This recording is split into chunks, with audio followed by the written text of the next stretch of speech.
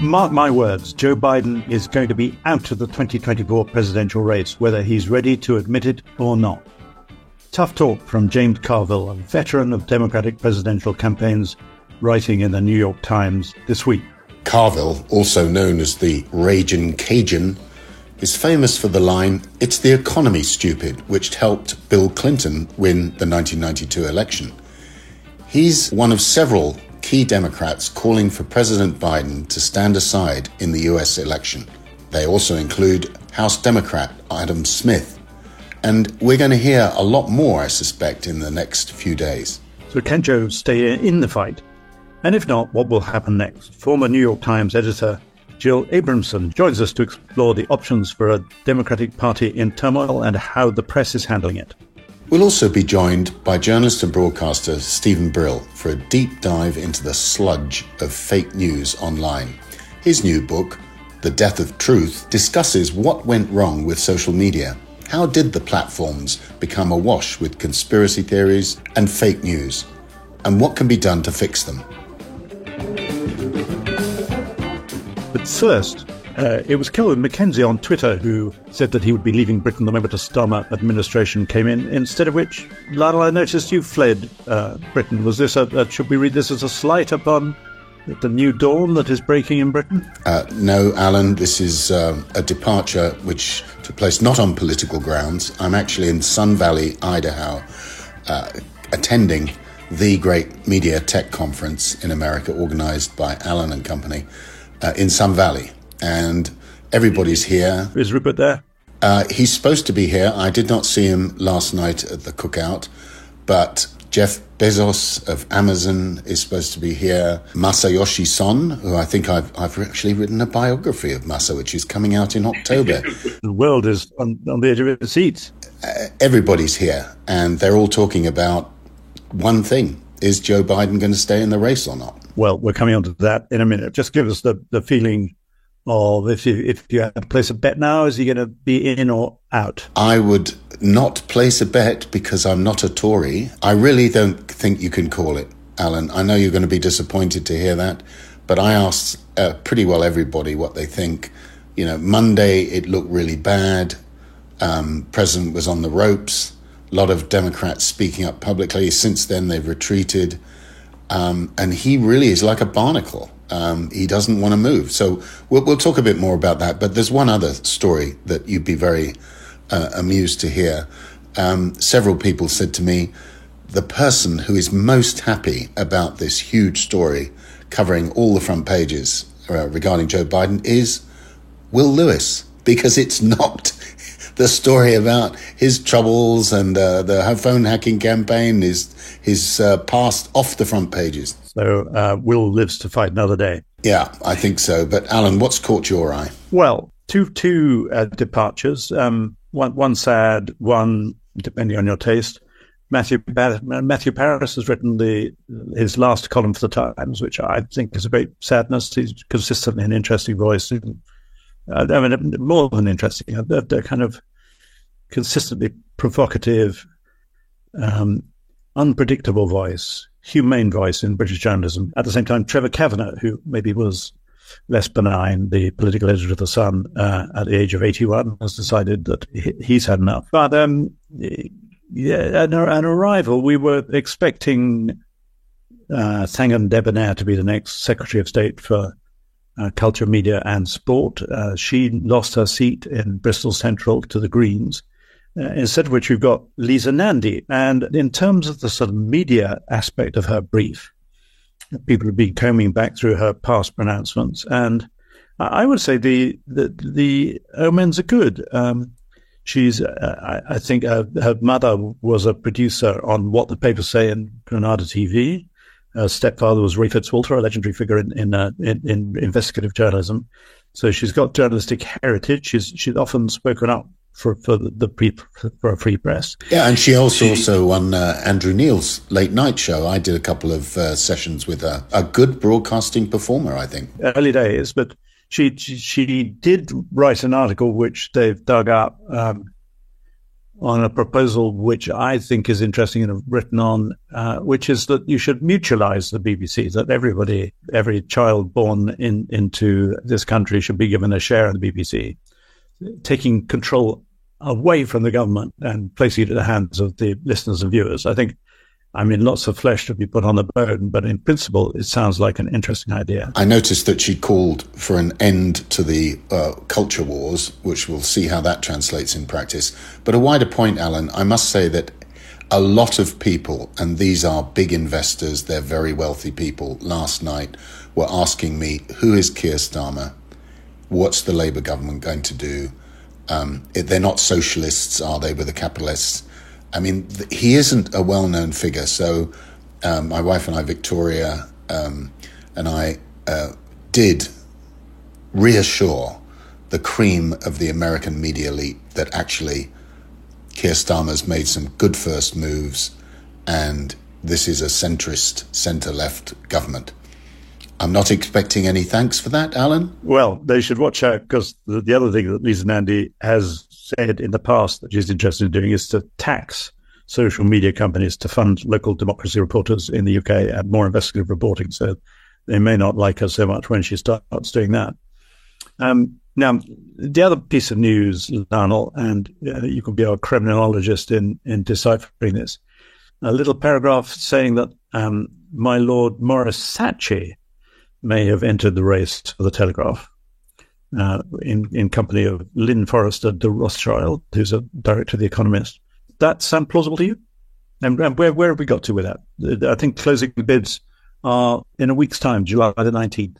Well, I think it's early days on this, but I do know, and I've known Maurice Saatchi and Lynn Forrester de Rothschild for many years, and I think the key point here is that Lynn, she obviously inherited a substantial amount of money when Evelyn died.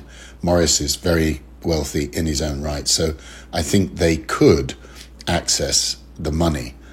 Lynn is interested in media. She's been a long time director at The Economist on the board of trustees there. I should be careful here whether it's trustees or corporate director, but she's certainly been a member of the board because the Rothschilds had a stake in the Economist Group, long-standing through the family. While she's very interested, I'm not sure whether it translates at this late stage into a full bid, but who knows? Apart from that, it's the same old bidders. It's David Montgomery, the National World, Rothermere, who I don't think should or would be allowed to own it on competition grounds. Paul Marshall, we've discussed him in the past.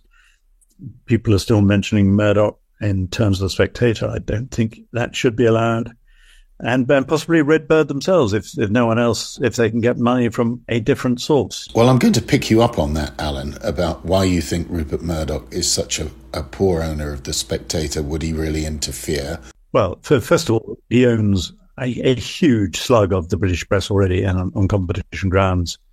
I don't think we need Rupert Murdoch owning anymore because he's a particular kind of owner. We heard from David Yelland himself last week about how if you're going to survive as a Murdoch editor, you have to read the runes. You don't have to be told what to print, but you read the runes, otherwise you don't last long. But secondly, in sheer corporate governance terms, what Nick Davis has been talking to us about and the court cases that are going through the courts at the moment reveal an ethically bankrupt company. Those are strong words, but I think they're justified.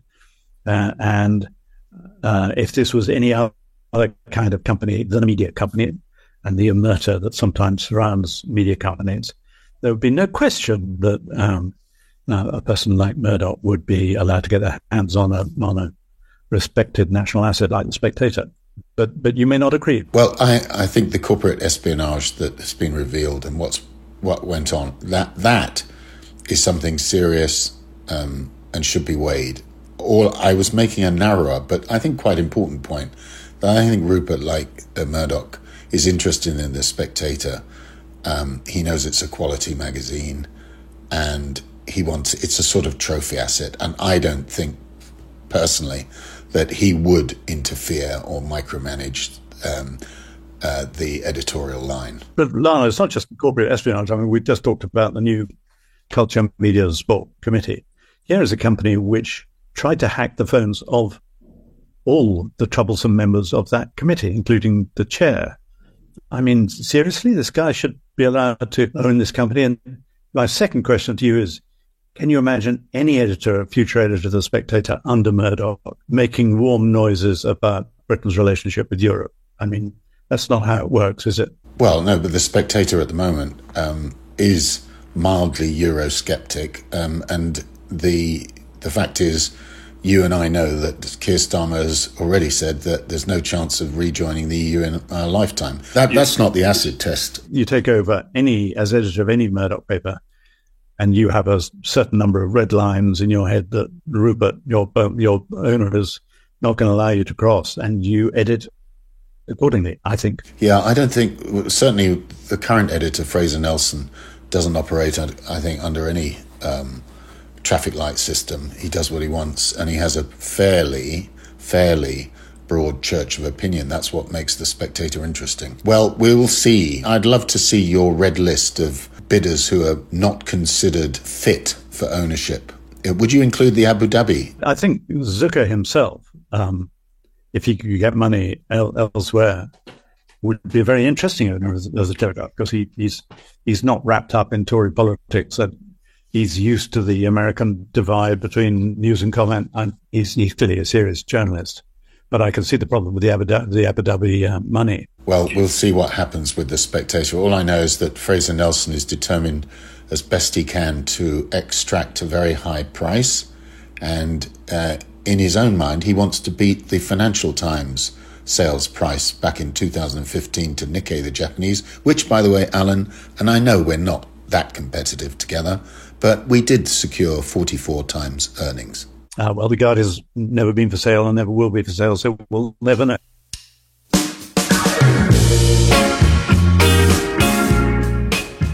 Just when the real campaigning should be getting underway in the US election, Joe Biden's health and suitability to run is dominating the narrative. Ever since his disastrous debate with Donald Trump, the calls for the president to stand down have become louder and louder. But Biden's determined that he's perfectly fine to run for office, claiming that his health is no issue. And so is the Democratic Party heading towards a showdown at their national convention in Chicago that begins on the 19th of August? Or could the president pull out of the race before then? The Democratic convention in August is coming up fast, so the Democrats will have to decide pretty soon about whether Joe Biden and his vice presidential candidate, Kamala Harris, are indeed ratified, or whether there's some new device like a mini convention. James Carville has talked about bringing in Bill Clinton and Barack Obama to select a slate of 8 candidates, have a sort of mini convention of delegates to decide. All this is up in the air. So we're joined by Jill Abramson, first female executive editor of the New York Times. After watching the first presidential debate, Jill said she didn't think that either candidate was in a fit state to run for office. So welcome, Jill Abramson. An extraordinary few days in American politics. How much do you blame the American media for the sort of gasp of surprise that people felt when they watched that calamitous behavior by Biden in that debate? Yeah, well, I'm not big on the blame game, but I do feel that the fact that news reporters in Washington, D.C. themselves had gasps of surprise while watching the debate tells you a lot about an insufficient amount of deep reporting on President Biden's decline. Now, you were a bureau chief in Washington. How easy is it to get that kind of information about the medical condition of a president if the officials around them are desperate to shield him? It's tough, and I'm not going to say otherwise, but part of that reality is why, for my entire career at the New York Times, we had a very experienced physician named Dr. Lawrence K. Altman, who every presidential cycle, and he'd get going early, would line up, cooperation. And if he needed, the top editors of the paper to help him add muscle to his requests. He wouldn't hesitate to do so, but he would start trying to line up cooperation from the nominees, the leading candidates who would become the nominees, and ask for their medical records and access to interview their doctors. And he would do sit down interviews with the nominees themselves about their health. And it wasn't a perfect system. Candidates who wanted to cover up illnesses could still attempt to do so and sometimes succeed. It's been reported after the fact that Ronald Reagan in his second term exhibited signs of the Alzheimer's disease that he would later announce he had. But by and large, it was a good system and at least was a good faith effort on the part of a major news organization to hold candidates accountable for being transparent about the state of their health. And that system, in part, I don't want to say it's because Larry Altman went to a very well-deserved retirement, which he did, but that system was not adequately put back in place. So I'm not, targeting the New York Times here, but anywhere in journalism. Yeah, Jill, the key point, of course, is that having Lawrence Altman covering that story meant that the White House correspondents, and you know the game as well as I do, they sometimes might be treading carefully because they didn't want to lose access to their sources. Yeah.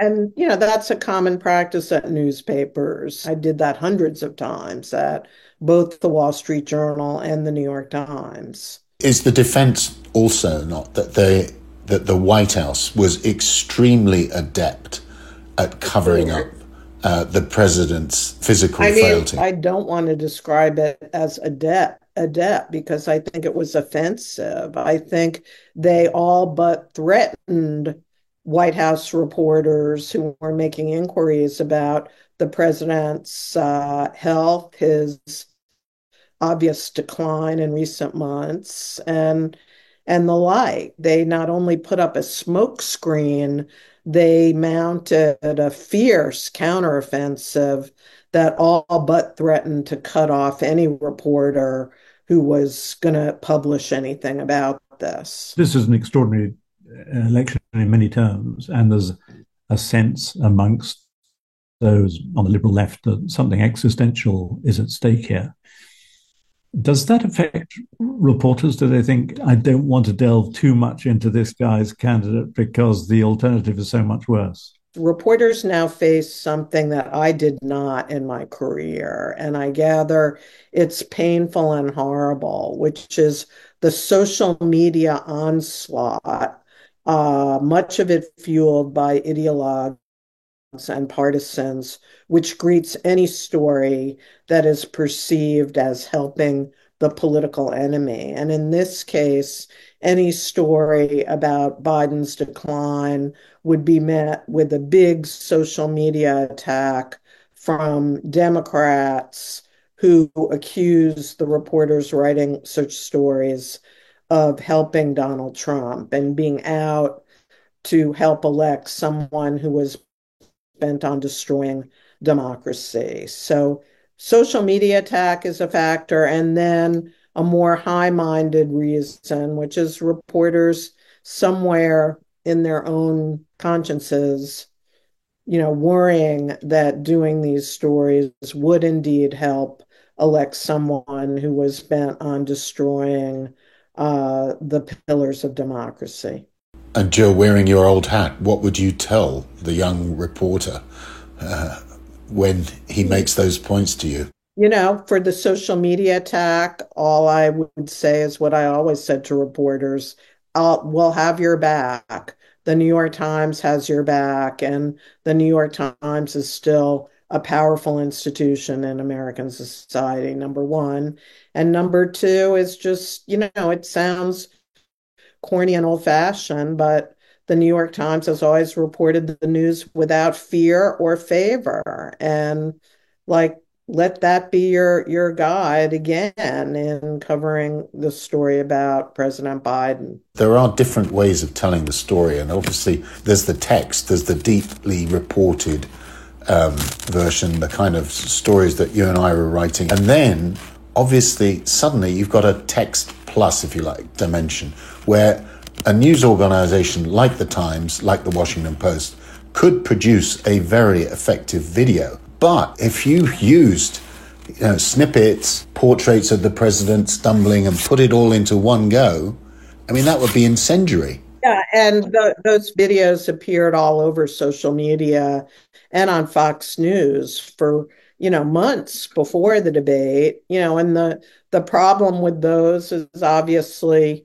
sometimes they were edited speciously, but they provide no context. But there were reporters who took a video approach, and I'd point you to a very good journalist named John Ellis, who edits and writes a daily news report called News Items. And in 2021, he did just what you're talking about and wrote context and did some reporting and wrote, a quite good piece as early as 2021, mainly by sitting and watching YouTube videos going back to, 2016. And it's fair to say the Wall Street Journal did do a pretty thorough job of reporting this recently. Yeah. And I publicly praised Annie Linsky and the rest of the team at the Journal that did as thorough a story I think that could have been done at the point they published it before the debate. And they not only faced fierce criticism from the Biden White House, but I have to say, it looked to me like journalistic colleagues and other news organizations were very happy to get on the critical bandwagon and say, oh, that story was shoddy because it only quoted Republicans by name. I couldn't agree more, Jill. I was in Washington just after that story was published around the dinner table, and there were some senior journalists, including a very prominent TV journalist, and they were trying to rip this story apart. It was unbelievable. It's because they didn't want to have to get assigned to do the story. Jill, I think you think something else has happened since the debate, which is the media organizations have gone into overdrive and in some sense overcompensating for what they didn't do beforehand. Yeah, with a kind of political reportage I don't like, which is it's the whole will Biden or will he not survive, and taking the political temperature of the moment up on Capitol Hill. It's just the easy stuff. That's the easy stuff to do. And it's not terribly enlightening to the public. So I don't like that. And I think proportionality, even in the digital age, is important. It's really hard to maintain it on a big running story like the debate aftermath. But if you count up, I don't want to keep harping on the New York Times, but look at the Washington Post and just count up the number of stories every day and the number of opinion columns every day, and it's too much. It looks like the press is trying to hound Biden out of the race, and that is not our role. It is not our role.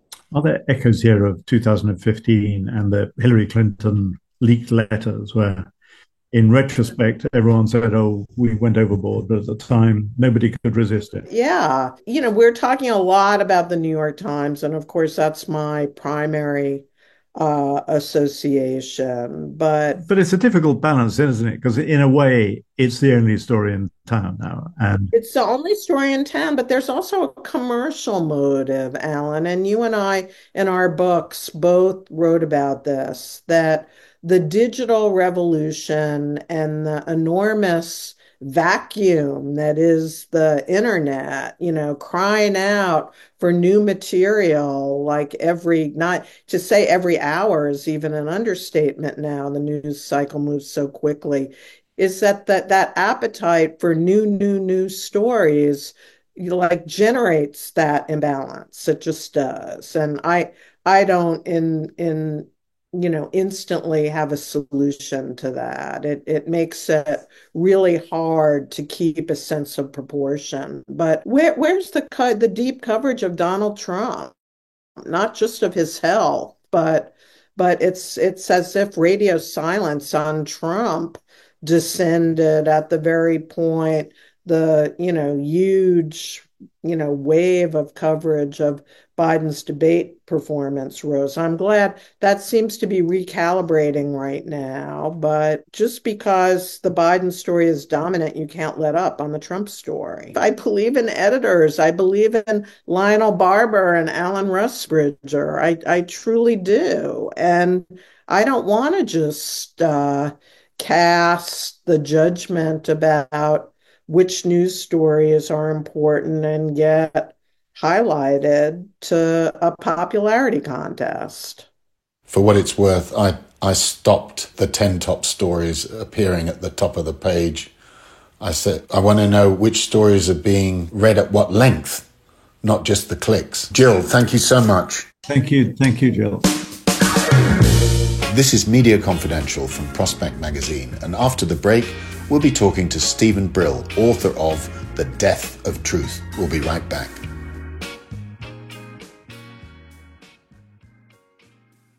In the Prospect podcast this week, after last week's historic election, what can Keir Starmer and David Lammy do to put post-Brexit Britain back on the map? Senior editor Ilona Ferber is joined by international affairs expert and Prospect contributing editor Isabel Hilton to discuss. If you start from the position of recognising that Britain is a medium-sized power with a lot of domestic problems, then your international position changes. You have to count your assets. Britain is still in a permanent member of the Security Council of the United Nations. That's increasingly dysfunctional.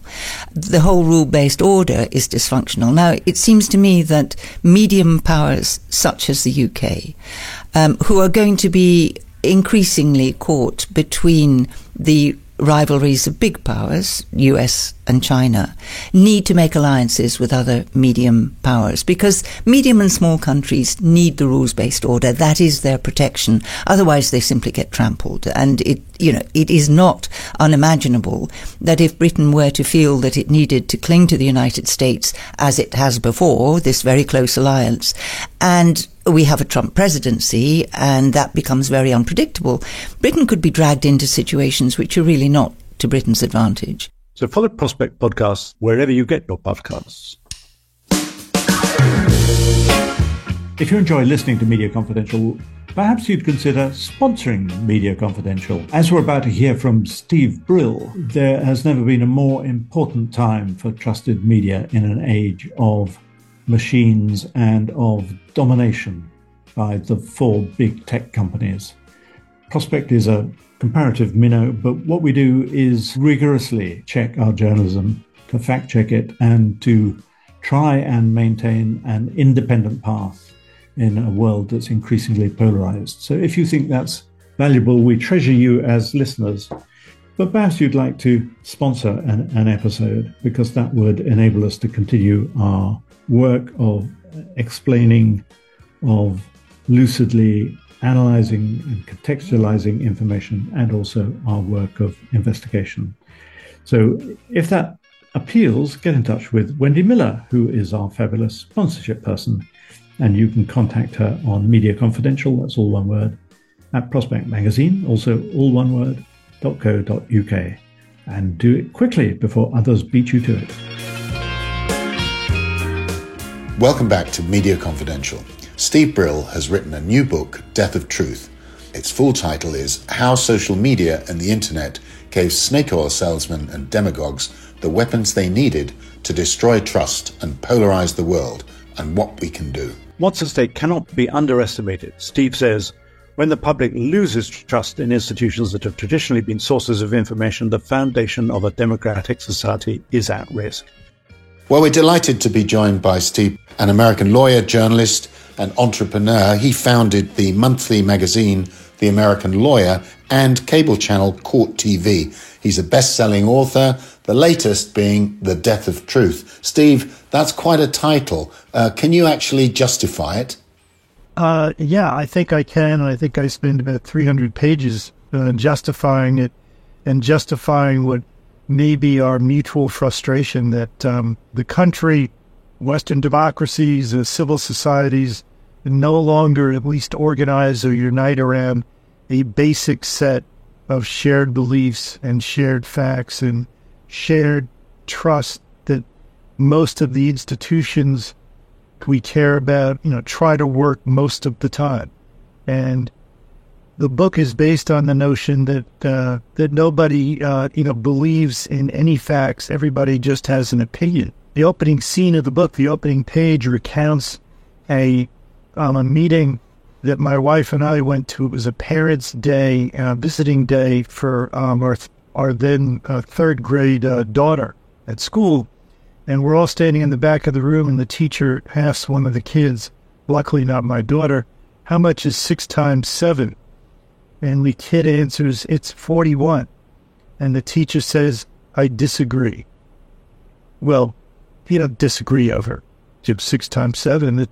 It's a fact. Well, today we disagree over who got the most votes, over whether, Vladimir Zelensky just bought, King Charles's estate at Highgrove with $100 million supplied by the American government, whether the COVID vaccine will kill you, whether there was a moon landing.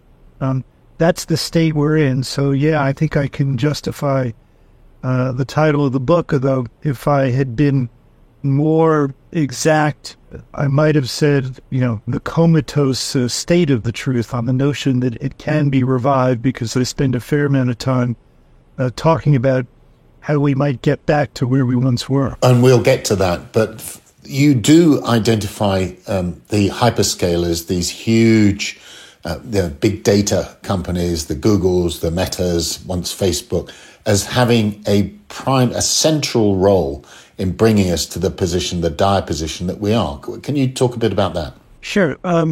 There have always been, conspiracy theorists. There have always been hucksters. There have always been demagogues. But they've never had the communications tools at scale that the social media platforms have created for them. And a combination of scale and a lack of any accountability. So, one of the things I say is the great thing about the internet is that anybody can be a publisher. Anybody can instantly reach 1 billion people with a video or a text message or anything they want instantly. It doesn't cost anything. There's no barriers to entry. That's the good news about the internet. The bad news about the internet is that anybody can be a publisher. And there is a difference between some anonymous person, reaching millions of people with a fake video saying that, the COVID vaccine has killed hundreds of thousands of people, and a doctor online saying that the COVID vaccine is completely safe. The difference is that the social media platforms, their business model is to give you more of the guy saying the vaccine will kill you and less of the expert, because the expert is boring, the expert is not inflammatory, and the social media platforms, their business model depends on the most people seeing and staying on the platform so that they can maximize their ad revenue. And co-conspiring with that is something called programmatic advertising, which means that advertising that might go to The Economist or The Guardian, to take 2 examples, instead goes to hoax websites, because advertising is placed by an algorithm, not by anyone making a rational choice about where they, not by any brand making a rational choice about where they want their ads to appear, which is another great scandal. And there are some stunning numbers which you produce about the volume of programmatic advertising. Right. Every second, 15 million ad placements are made by the programmatic advertising machine. There isn't anyone alive who could actually, be involved with making real choices about where those placements happen. It's all done by algorithm, and it results in billions of dollars going to support, to finance all the stuff that we're all so worried about. And that same billions of dollars does not go to advertising on legitimate journalism websites. In the United States, we've just passed a really sad milestone. There are now more fake news sites posing as local news sites in the United States than there are legitimate local news sites in the United States that are published by the proprietors of legitimate daily newspapers in the United States. So if you're looking at what you think is a local news site in the United States, the odds are better than 50-50 that you're reading something that's either been financed by a political action committee on the left or on the right, or now there's a new player in the field, the Russians, who have stood up 167 new fake local news sites in the United States. Steve, all this is alarming, and I guess we might all agree about the malignant effect of social media. To what extent do you think what we used to call legacy media or mainstream media also has a share of the blame? Well, there are lots of different ways they have a share of the blame. One would be not being more aware of the threat early on. So, as you know, because actually, other than the FT, every newspaper we can think of made the initial mistake of saying, "Gee, the internet's wonderful. I'm going to put all my stuff online for free so that more people can read it and see it." And that had what in retrospect was the obvious effect of killing the sales of print publications and killing subscriptions, because people did the natural thing. If I can get it for free, why should I pay for it? I think we should point out that the Wall Street Journal also had a paid-for model. Right, and that model was started by my NewsGuard partner, Gordon Krovitz, so I should not have neglected that. I will get in trouble. So that's one area where, legacy media are, kind of at fault for not really understanding and anticipating the business dynamics. The other, broad area is not understanding how to, take advantage of that medium, of the internet, of social media, early enough, and letting others, basically usurp them. And then there's the age-old, content question. In the old days, you could argue that the problem was that there were too few outlets that dominated news coverage. Certainly in the United States, you had a situation where there were 3 network newscasts that in the 1970s had 92% of all the eyeballs. That's not such a great thing because it led to all kinds of, conventional wisdom and mainstream thinking, which probably allowed the Vietnam War to go on, years longer than it would have if there were people out there really, doing the kind of reporting that people ended up doing. But what's replaced that kind of, monopoly on thought and news is, the chaos that we have today. So we have to somewhere get back into the middle.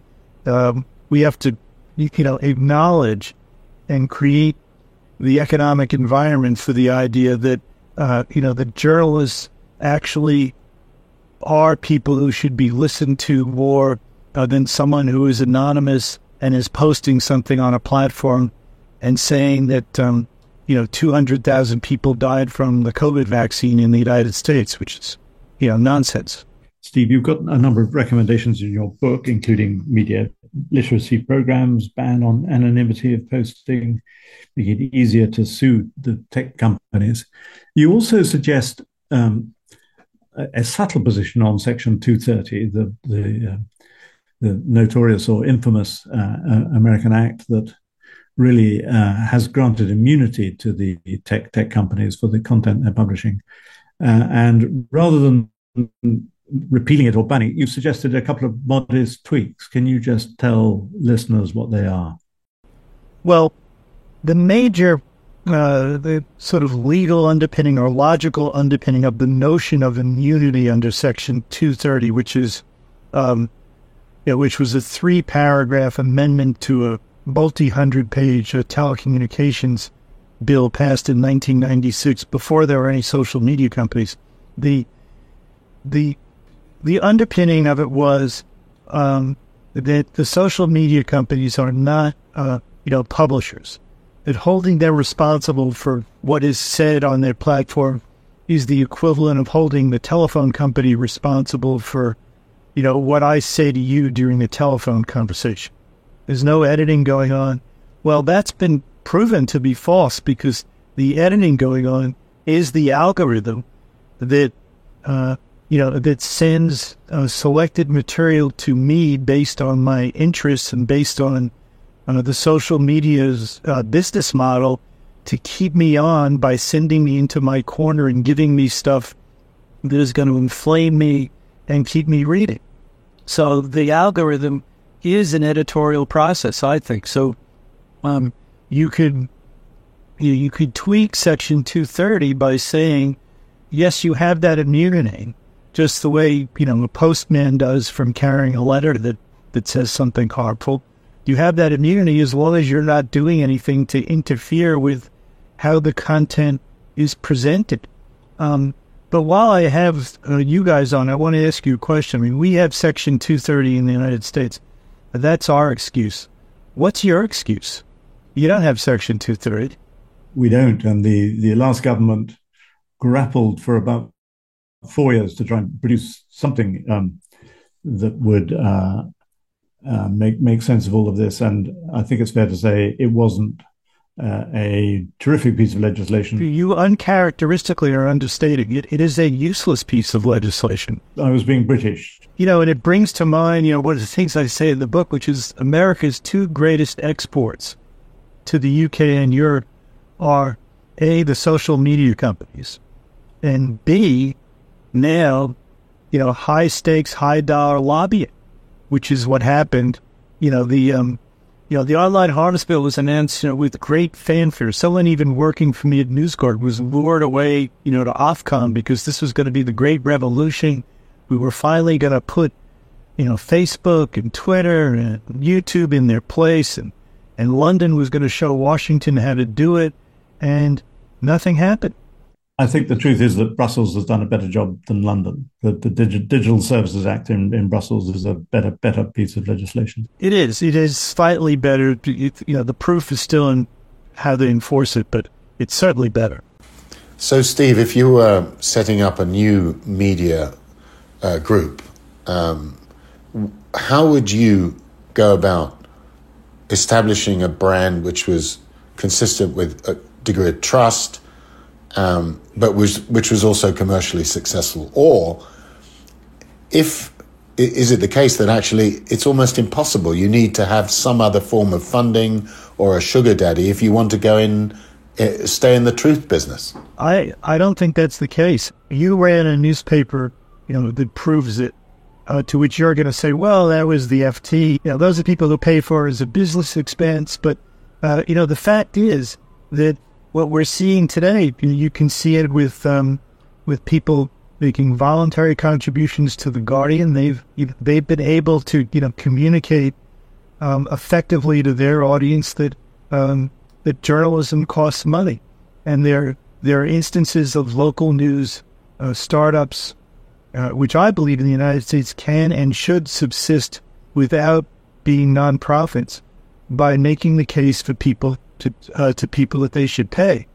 So it's not just the New York Times, but the Minneapolis Star Tribune has turned a profit by getting people to pay for their online content and getting advertisers to appreciate the fact that an ad works better on the website of the Star Tribune than it does on InfoWars, which is just factually true. I mean, factually, advertising works better on credible news than it works on garbage. It's just that the programmatic machine doesn't allow for advertisers to make those adjustments unless they insist on it, which is a self-serving thing for me to be saying, because one of the things NewsGuard does is it creates those filters for advertisers so that they can make those decisions.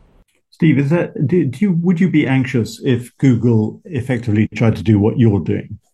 So sometimes people say of Google, why can't you just rank news organizations and make judgments about whether they're worth it or not? Well, I wouldn't be anxious at all because no one would trust them. They would do it, by algorithm. They do it by, well, in fact, they do it. I mean, actually, they do it. There are 4 entities in the world that judge the reliability of news sites. Google does it. Facebook does it. YouTube does it. And Twitter does it. And then there's a 5th one called NewsGuard. The first 4 do it in secret, so that if you, Alan, wanted to know how does The Guardian compare with The Washington Post, you wouldn't know who to call at Facebook to ask. If you got someone on the phone, they wouldn't tell you. If they did tell you how you scored compared to The Washington Post, and you said, well, how come? They'd say, well, we can't tell you because you'll game our system. So no one would trust them, and certainly no one would trust them because of the judgments that they do make.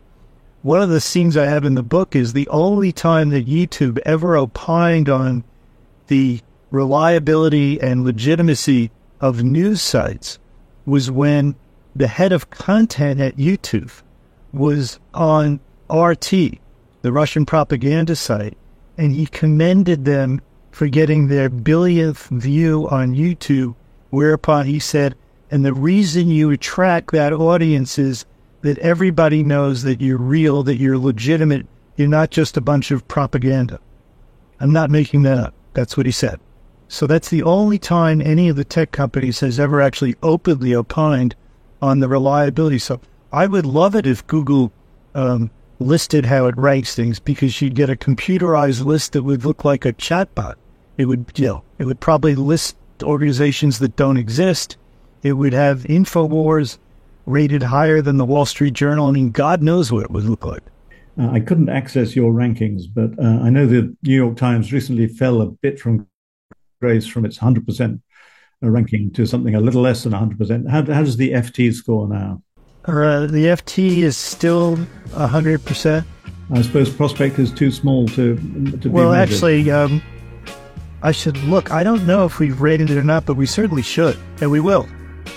We'll rate anyone who asks us to rate them. We don't ask permission to rate anyone. Okay, well, please rate us. We're begging to be rated. Steve, it's been great to talk, and thank you for all your work. Thank you very much. That's all from Media Confidential today. Thank you to Jill Abramson and Steve Brill for joining us. We'll be back next week with more news from behind the headlines and clickbait. You can send any questions or comments to mediaconfidential@prospectmagazine.co.uk or get in touch on Twitter, or as we now call it, X. We're at MediaConfPod. And remember to follow Media Confidential wherever you get your podcasts. Thank you for listening to Media Confidential, brought to you by Prospect Magazine and Fresh Air. Our producer is Martin Points Roberts.